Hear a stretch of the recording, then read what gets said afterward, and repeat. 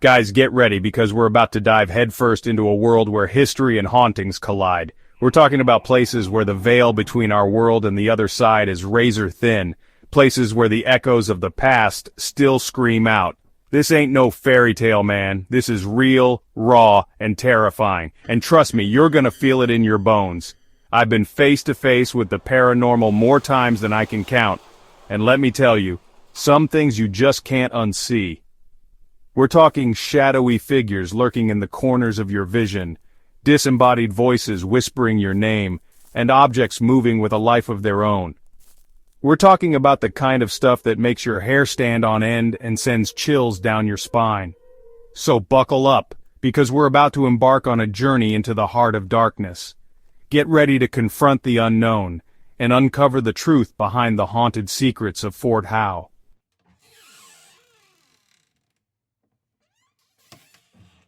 Dolls, man. They're supposed to be symbols of innocence, right? But there's something about those blank eyes and porcelain smiles that always creeps me out. It's like they're watching you, judging you, holding their breath until you turn away. And what if those dolls weren't so innocent after all? What if they've absorbed the energy, the pain, the fear of everything they've witnessed? At the Old Stone Fort Museum in New York, there's a doll named Evelyn, locked away in a glass case. They say she screams at night, her cries echoing through the empty halls. Kids, man, they're like little paranormal sponges. They pick up on things adults miss. And they're terrified of Evelyn. They say they can feel her pain, the trauma of the Revolutionary War massacres that stained the very ground the fort stands on. Some say Evelyn's just a creepy doll, a relic of a bygone era. But I'm telling you, there's something more to her story. Something dark and sinister that refuses to stay buried.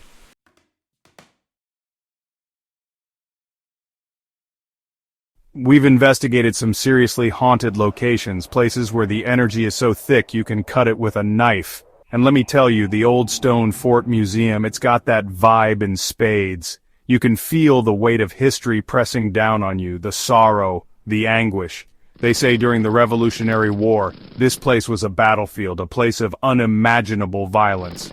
Men, women, children, their lives brutally cut short, their final breaths echoing through the centuries. It's enough to make your blood run cold. And Evelyn, she saw it all. She absorbed it all. Those screams, the blood, the terror, it's all trapped inside her porcelain shell. She's a vessel, a conduit to the other side. We're going to try to communicate with Evelyn to tap into that residual energy and uncover the truth behind her torment. We're going to use every tool at our disposal, EVP recorders, thermal cameras, the works, because we need to know what she saw, what she felt, what she remembers.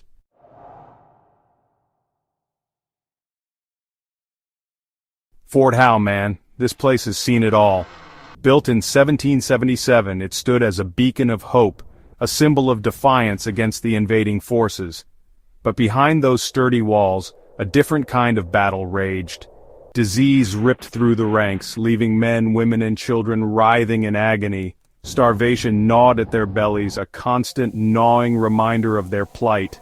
And childbirth, that beautiful, life-giving act, often ended in tragedy, the cries of newborn babes silenced before their time. The sheer amount of suffering that unfolded within these walls is staggering.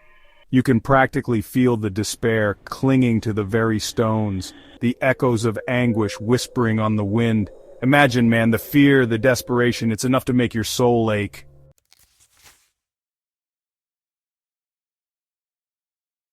Now, some people might dismiss these stories as folklore, as exaggerated tales spun by candlelight. But I'm here to tell you that there's often a grain of truth, a kernel of darkness, at the heart of every legend. Think about it. What if a mother, on her deathbed, poured every ounce of her love, her fear, her despair into a doll, a final act of desperation to protect her child from the horrors of the world? What if that raw emotion, that primal energy became trapped within those lifeless eyes? We're talking about a level of anguish that transcends time and space, an echo of suffering that resonates through the centuries. And when you're dealing with that kind of energy, anything is possible. We're going to delve into the historical records, talk to local historians, and see if we can uncover any evidence of these tragic events. Because if there's one thing I've learned from years of investigating the paranormal, it's that the dead never truly leave. They linger, they whisper, and sometimes they scream out from beyond the grave.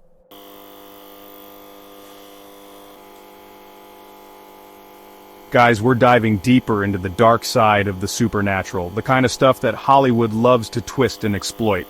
We're talking about voodoo, rituals, and a doll named Rue. Now, Rue ain't your typical creepy doll. She was crafted by the heir of Marie Laveau herself, the voodoo queen of New Orleans, a figure shrouded in as much mystery as power. This ain't about some cheesy horror movie curse, man. Rue was all about bridging worlds, blending West African traditions with the Catholic saints. It's a complex system of belief, not some evil force Hollywood wants you to believe. But just like the stories of Fort Howe, the truth gets distorted, twisted into something sinister for a quick scare. But we ain't afraid to dig deeper, to uncover the real history behind the fear. We're gonna separate fact from fiction, explore the genuine power of belief, and see if those distorted echoes of the past still resonate within the walls of Fort Howe. We're stepping into the unknown, and trust me, where we're going, the spirits don't play by Hollywood's rules.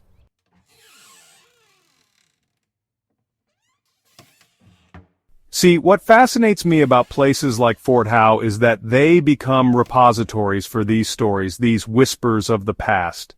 The line between fact and fiction blurs, and suddenly, you've got a breeding ground for the paranormal. It's like the energy of those distorted echoes, those half-truths and legends, seeps into the very foundation of these places. And let me tell you, that energy can be intense. It can manifest in ways you wouldn't believe, toying with your senses, making you question what's real and what's not. That's what we're dealing with here. A potent cocktail of history, belief, and the unknown. We're not just talking about dusty old dolls and ghost stories. We're talking about the raw power of human experience, the things that keep us up at night, make us question our place in the universe. That's the kind of stuff that gets under your skin, burrows into your bones, and stays with you long after you've left the haunted grounds.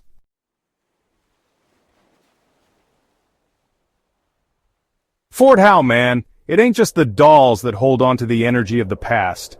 Locals, they whisper about a phantom girl, a specter in a white dress seen drifting near the old well. It's like she's trapped between worlds, her spirit tethered to this place by some unfinished business, some unresolved trauma. Some say it's Annabelle, a soldier's daughter who vanished without a trace back in 1783. They say she was last seen clutching a doll, her tiny hand wrapped tight around its porcelain arm. Now, I don't know about you, but that image, that connection between the missing girl and the doll, sends chills down my spine. It's like these objects, these inanimate witnesses to the past, become vessels for something more, something otherworldly. They become conduits, bridges between our world and the realm of the dead. And when you're dealing with a place like Fort Howe, a place steeped in so much history, so much pain, those bridges can become dangerously unstable.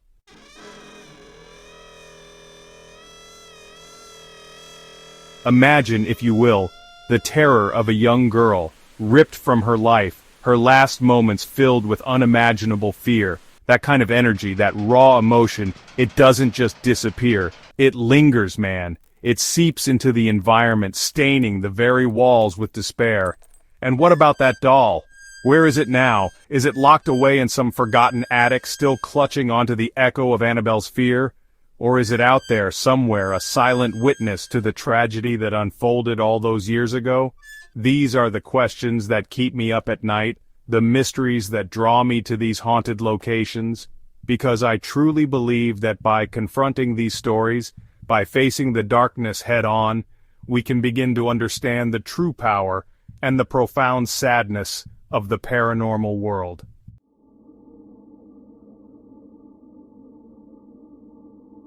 Our journey into the heart of the haunted takes us beyond the walls of Fort Howe, to a place where the veil between life and death feels perilously thin. We're talking about Dr. Besthouse, A place where the tools of healing now whisper tales of suffering and loss.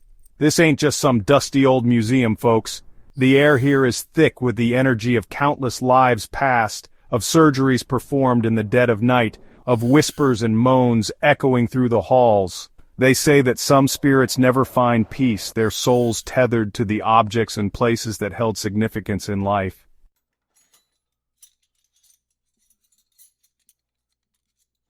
And in Dr. Best's house, those objects are everywhere you look. Scalpels that once sliced through flesh now seem to vibrate with a strange energy, their polished surfaces reflecting back the shadows of those who suffered within these walls. Microscopes once used to unlock the secrets of life now seem to peer into the abyss, their lenses clouded with the residue of countless unseen tears. Visitors to Dr. Best's house report phantom piano music, the keys seemingly pressing down on their own, filling the air with mournful melodies. Others speak of a feeling of being watched, of unseen eyes following their every move, their breath catching in their throats as a cold spot washes over them.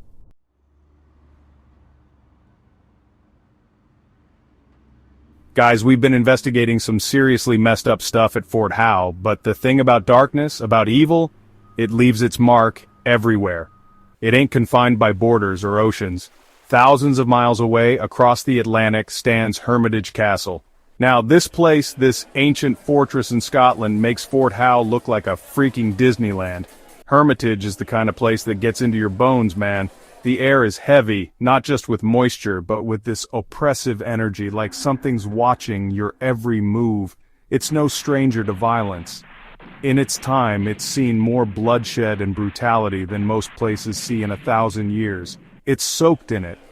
And at the heart of this darkness, at the epicenter of this evil, is the story of Sir William de Soulis, a man so desperate for power, so consumed by the thought of cheating death, that he was willing to sacrifice the one thing you don't mess with: innocent lives. This dude, he dabbled in the black arts, made deals with forces he didn't understand, and the price was paid in blood.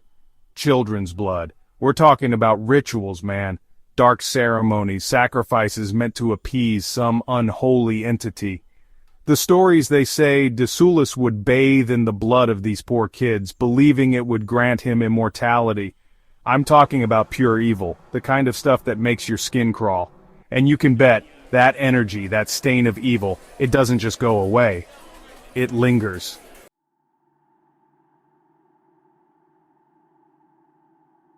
Now listen, I've been in some creepy-ass places, seen things that would make most people lose their minds. But Hermitage Castle, this place has a different feel. It's like the weight of every atrocity, every scream, every drop of blood spilled within its walls is pressing down on you. They say de Soulis got what was coming to him in the end. Boiled alive, they say, in a cauldron, his screams echoing across the barren landscape. But death ain't always the end, is it? Sometimes it's just the beginning of something worse. See, the locals, they say de Soulis' spirit never left Hermitage. They say he's still there, trapped within those cold stone walls, forever paying for his sins. Some say they've heard the cries of children echoing through the halls, the desperate pleas for mercy that were ignored in life. And you know what? I believe them. Places like this, they hold on to that darkness, to that pain. It becomes part of the foundation, the very fabric of the building, and once you step inside, you become part of that story, whether you like it or not.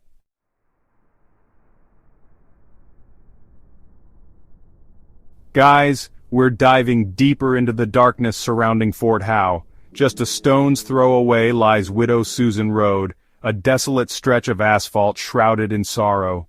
Legend has it that a grieving mother, driven to madness by the loss of her children, wanders this road seeking solace that never comes. Locals say she appears as a spectral figure, her clothes tattered, her face etched with an unbearable pain. Some believe she's a colonial settler, her family torn apart by the ravages of frontier life. But there's another, more unsettling theory. Could this be the spirit of an indigenous mother, her children ripped away during the chaos of war, forced from their ancestral lands, their stories lost to the annals of time? The agony of her loss echoes through the trees, a chilling reminder of the human cost of conflict. Whatever her origins, the widow Susan's cries pierce the night, a haunting melody of despair that chills you to the bone. This isn't just a ghost story, guys, it's a testament to the enduring power of a mother's love and the devastating consequences of unchecked greed.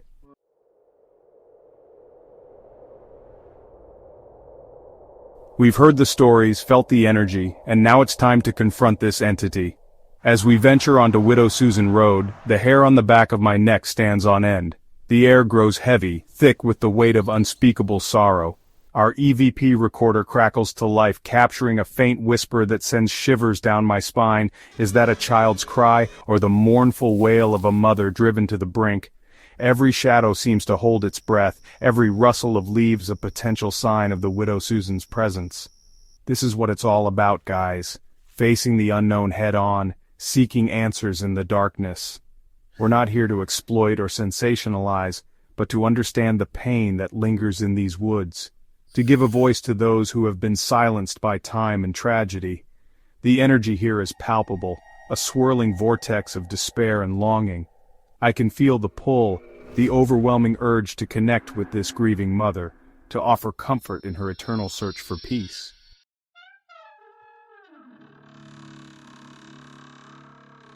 We've encountered some seriously creepy stuff at Fort Howe, from haunted dolls to grieving mothers. But what's really going on here? Is it all just a bunch of spooky stories, or is there something more to it?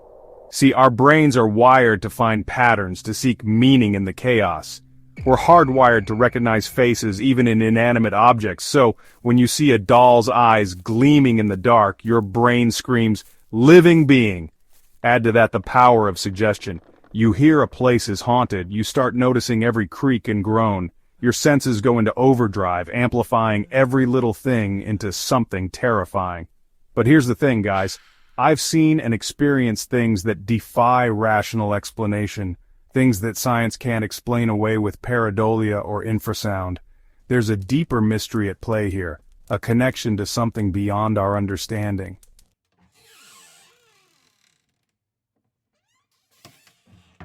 Look, I'm not saying you have to believe in ghosts, but you gotta acknowledge that there are forces at work in this universe that we're only just beginning to understand.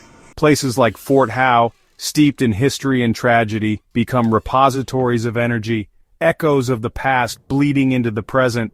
And what about those dolls, man? They're like little sponges, soaking up the emotions of everyone who comes into contact with them. Joy, sorrow, fear, anger, it all gets imprinted on these objects, creating a kind of psychic residue. So when you hold a doll that's witnessed generations of human experience, you're tapping into that well of emotions. You're opening a doorway to the past, and sometimes the past doesn't want to stay buried. We're all connected, guys, in ways we can't even comprehend. Our energy, our emotions, they don't just disappear when we die. They linger, they resonate, and sometimes they reach out from beyond the grave.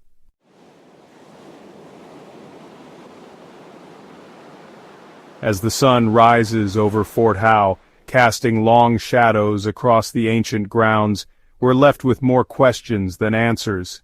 The dolls, the ghosts, the whispers of dark rituals, are they just figments of our imagination, or echoes of a hidden history? Whether you believe in the paranormal or not, one thing's for sure, Fort Howe forces us to confront the unknown, to question the boundaries of our reality.